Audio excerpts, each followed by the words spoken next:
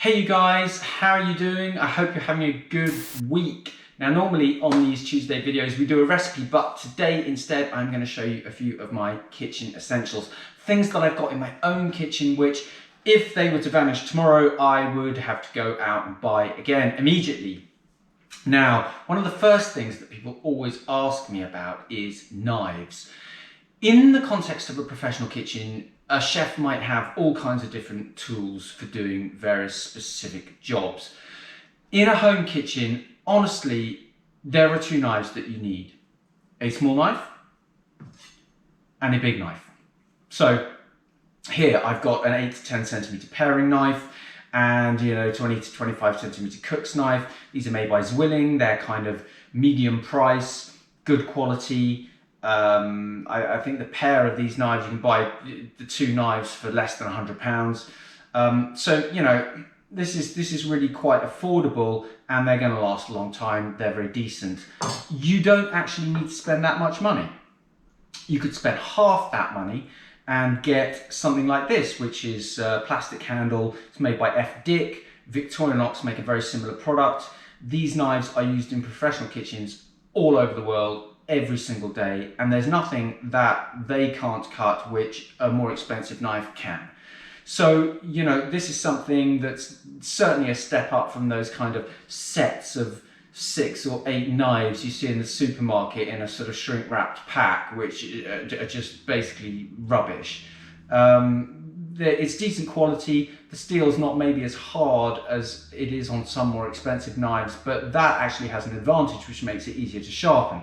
And talking of which, you really need to have a steel, and every time you use your knife, sharpen it.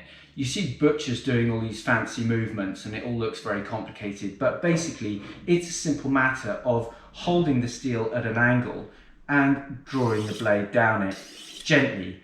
You're not looking to sort of press massively hard, but you do an equal number of strokes each side of the knife with these Western profile knives, which have a symmetrical profile, and then draw the blade along the edge of something wooden like a chopping board to knock any burr off. And it's worth giving them a quick wipe because sometimes you'll get metallic powder where you've been sharpening and you don't want that to transfer into the food. So, a simple knife like this, a honing steel and a small paring knife version, it's gonna be really relatively affordable, and I promise you will do everything that you need to do. Now, if we're talking about expensive knives, I mean, this is a work of art. It's a beautiful Japanese bunker knife. And this is made of much harder steel. It's going to hold its edge for longer, but sharpening it is a complicated process. You need to use a sharpening stone. You can't use a steel like this with a knife of this type. And these have an asymmetrical profile. The blade curves more one way. The cutting edge is slightly profiled over more one way than the other. So, it's a complicated business to properly maintain a knife like this, and they are a lot more expensive. So I would say that that's not the kind of ideal thing to go for if you're just looking for something simple and easy. But certainly, whatever knives you buy, you must get a steel and maintain them properly, otherwise you're cutting with blunt knives, which is not only inefficient but is dangerous. Now one more, a boning knife. If you want to do any home butchery, maybe boning some chickens, beef rib breakdowns, stuff like that, get yourself a boning knife. Cheap as chips, Victorinox 6-inch semi-flexible boning knife. Again, F.Dick make these. There's lots of companies. They come in slightly different lengths and slightly different degrees of bendiness. It's all much of a muchness really for our purposes at home. They're very cheap and they are useful if you want to get involved in anything like that. So that is knives. Now, moving on, these are something I use every single day. Pair of locking tongs. I like ones that are stainless steel, their whole length. You can get ones that have plastic ends and whatever, but these are good because I can use them out on the barbecue, I can use them in the kitchen. If it's very hot, I'm not worried about plastics leaching stuff into my food. So why locking? Because what you sometimes want to do is to get a steak, for example, clamp it in the locking tongs, and then you can balance those tongs on the edge of your skillet, holding the steak upright like this, and everything is going to sit there and sear the edges for you without you having to hold it. Now, silicone spatula. These have really replaced wooden spoons for me, because the nice thing about a silicone spatula is that when you scrape the food around in the pan, one, if it's a non-stick pan, you're not going to damage the surface of the pan, but two, it really allows you to scrape every last little bit of a sauce or whatever, so to get every bit out of the pan. You do it with a wooden spoon, you always get lots of sort of residue left over. So I really like these. I have a lot of them. They are very cheap and brilliant. So moving on from there, temperature probes. I've got two distinct types here. The first is a folding probe made by ETI Limited, or Thermoworks, branded in America. It's a Thermapen.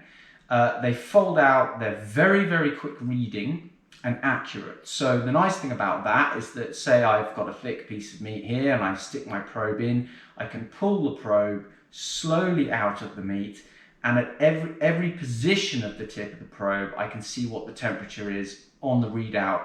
I'm not going to have to leave it in place for 10 seconds just to get a reading, which is what you normally have to do with a lesser brand of probe. These are really exceptionally good.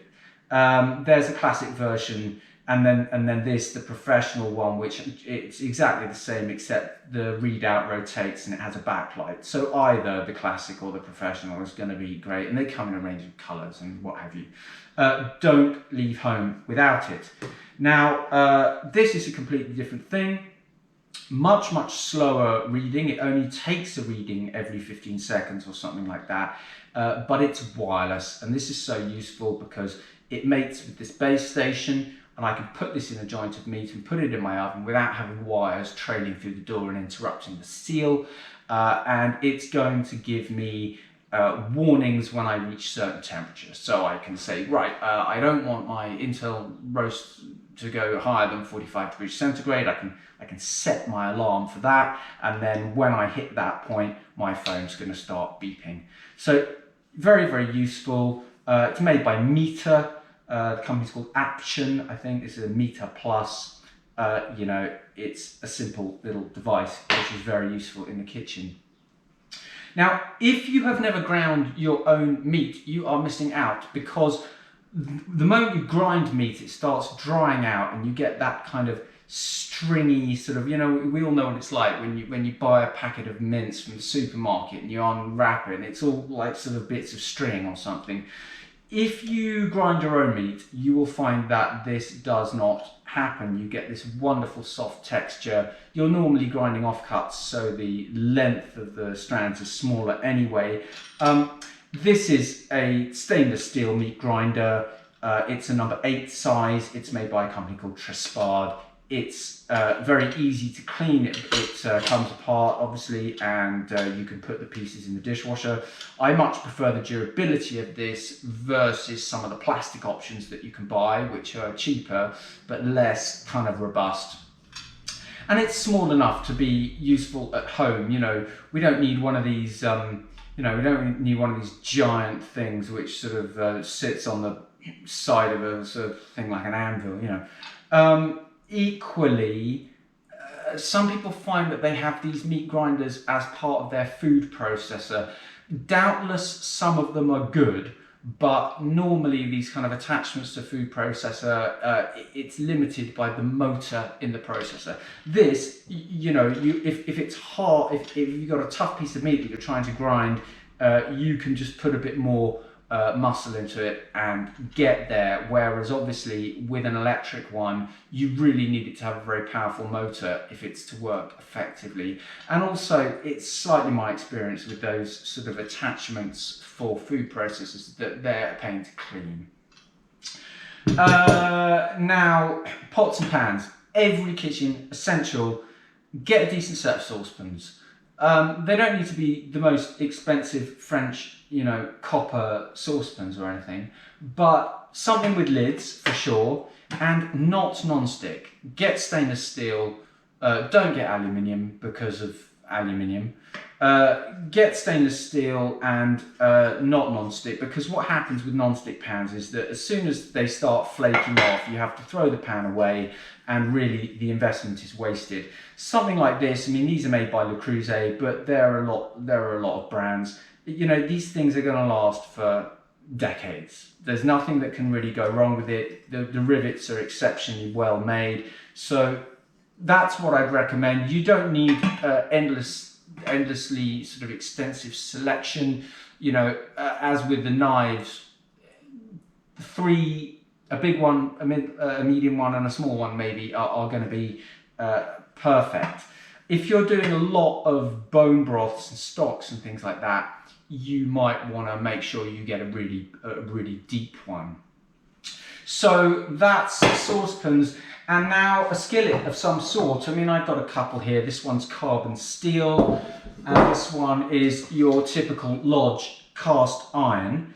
What I'd say about these things, they are very affordable in comparison to some pans, some non-stick frying pans particularly. And I'm not saying don't get a non-stick frying pan. They are very useful. I've got non-stick frying pans. They're made by a company called Azeri. They have a kind of chemical-free coating. But with a non-stick pan, if you let it get hot, you are going to damage it. The non-stick coatings never survive getting hot more than a certain temperature. So this is where these come in useful. You can heat this up as much as you want. You can sear meat, roast, and then the entire thing will go into a hot oven as well. So you can just roast meat inside the skillet. The carbon steel ones are again very affordable.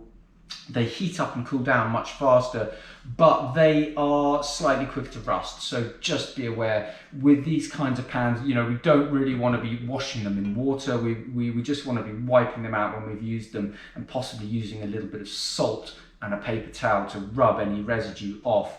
But as far as possible, we want to avoid getting them wet, and certainly putting any kind of detergent or abrasive chemicals in, because it's going to strip off our seasoning, which we have carefully been cultivating.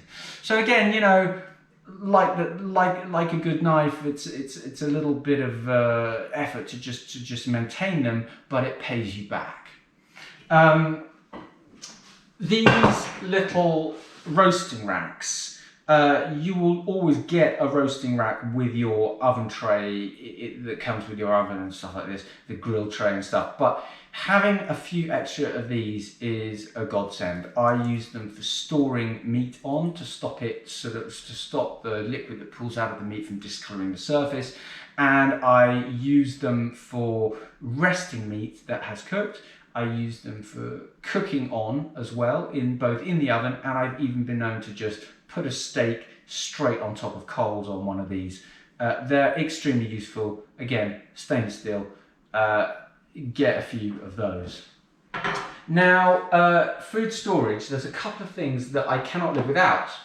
One, a vacuum sealer. Tabletop vacuum sealer, made by Amazon, this one. It cost about £29, I think, but there's quite a few of these things. They're so affordable now. And I actually prefer this to the big commercial chamber sealers, because not only do those cost thousands, and in the context of a home kitchen they're totally impractical, but the size of what you can seal up is not limited by the depth of the chamber. So with a chamber sealer, if it's not deep enough to fit the piece of meat, for example, that you're trying to seal up, then you can't do it.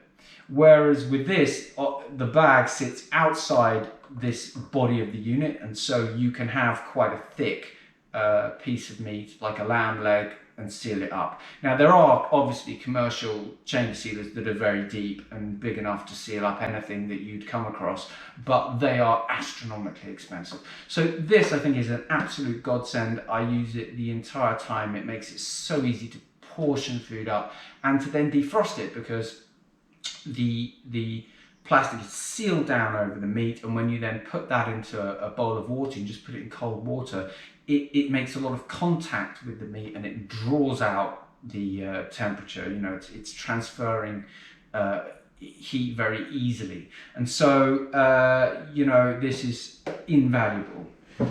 One other thing in terms of food storage, I use these little cartons all the time, these little Kraft paper pots. You can get them in various different sizes, but they are super useful for putting stocks, tallow, stews, cold meat leftovers, anything like that that you want to freeze. They can all go in there. One word of warning: don't put stuff that's still boiling hot into them. I would wait until it's just cooled down slightly before you fill them. So those are a few things. Of course, there are other things I have in my kitchen. I've got sort of food processors. I have a Vitamix and a Sage food processor and things like that. But I think, you know, when it comes to things like that, people are normally going to be making choices according to their budget. And you know, I don't want to say, oh, well, yeah, you should definitely buy a Vitamix. You don't need to buy a Vitamix. It's an amazing thing. It's really useful, but they're very expensive, and you can get by with a cheap food processor. It will get the job done for you in most cases. You know, ditto things like immersion heaters for sous vide. I love the ability to do that. I wouldn't describe it as a kitchen essential. Pressure cooker. Amazing for making broths and bone broth, stuff like that, for extracting things from bones. Is it essential? No, it's not. You can do it on the hob. So these are things which I find super useful. If you have anything that you want to know about, or if you've got anything that's essentially in your kitchen that you think I should know about, tell me, comment, you know, post pictures, tag me, ask questions. Let's get to know each other. Let's talk about food. Thank you for watching. I hope this has been useful. Have a good week.